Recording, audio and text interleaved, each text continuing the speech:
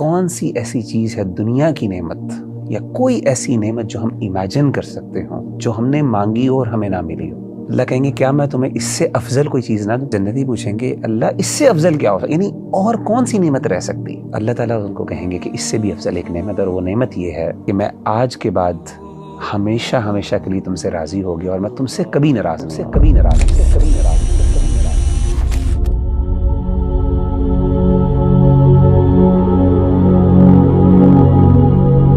وغیرہ بھائی جیسے آپ کو پتا ہے کہ ہمیں ڈفرینٹ کالز آتی ہیں جنرل نمبر پہ کاؤنسلنگ کے حوالے سے، کویریز آتی ہیں، کویسچنز آتے ہیں۔ ایک جو فریکوینٹ کویسچن ہے جو ہم سے پوچھا جاتا ہے وہ یہ کہ ہم معاف کیسے کریں کسی کو، اور بہت زیادہ کیسز ہیں۔ مثال کے طور پر میں آپ کے ساتھ ایک کیس شیئر کرتا ہوں۔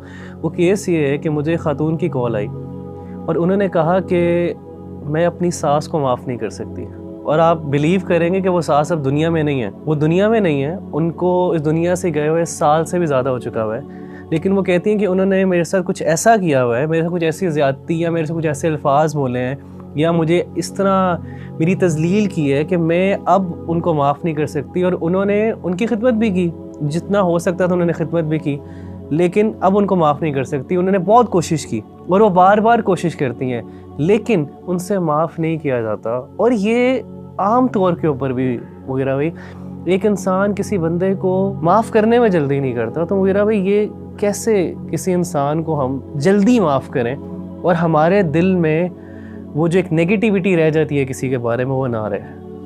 میں سمجھتا ہوں کہ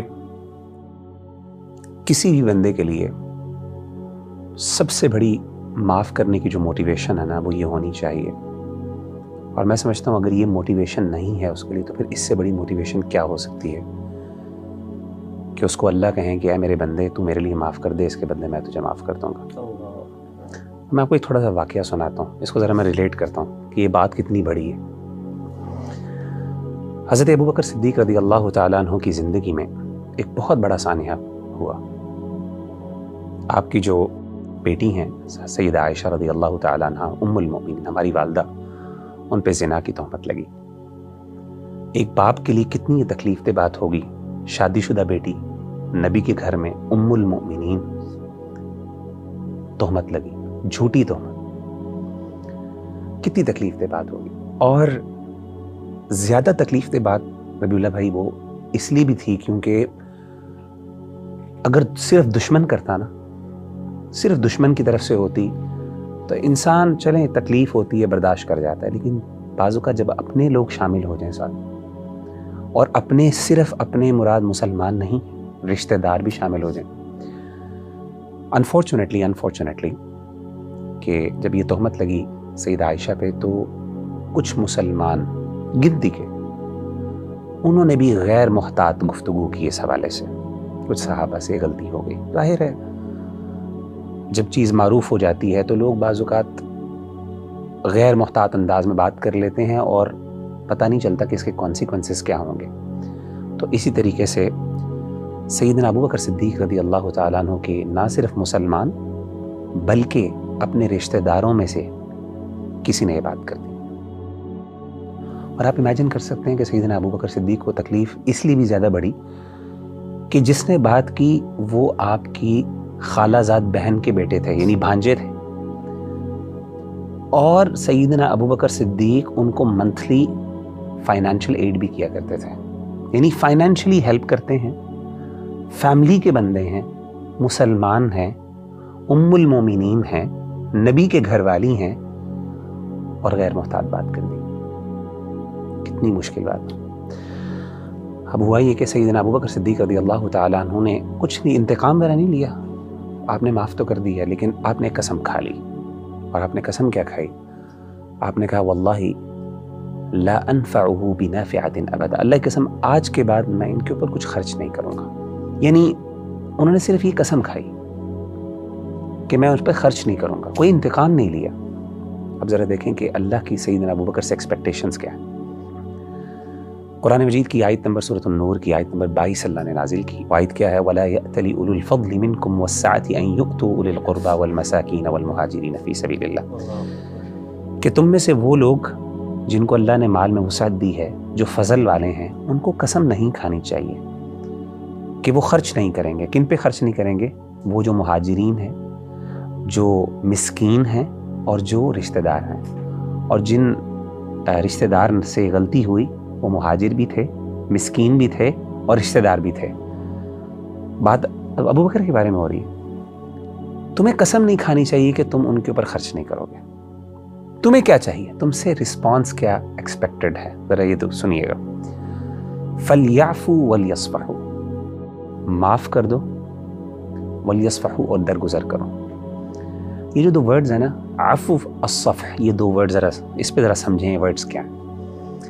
امام قرطبی رحمہ اللہ اس کی وضاحت کرتے ہیں, بہت بڑے مفسر ہیں. وہ کہتے ہیں معافی کہتے ہیں ترک مؤاخذۃ بالذنب. معافی کا مطلب, عفو کا مطلب یہ ہے کہ آپ نے انتقام نہیں لیا, سزا نہیں دی, that's it. لیکن الصفح جس کا ہم ترجمہ درگزر کرتے ہیں, اس کا مطلب کیا ہے؟ وہ کہتے ہیں اس کا مطلب ہے ازالۃ اثرہ من النفس, کہ انسان اپنا دل بھی صاف کر دیں.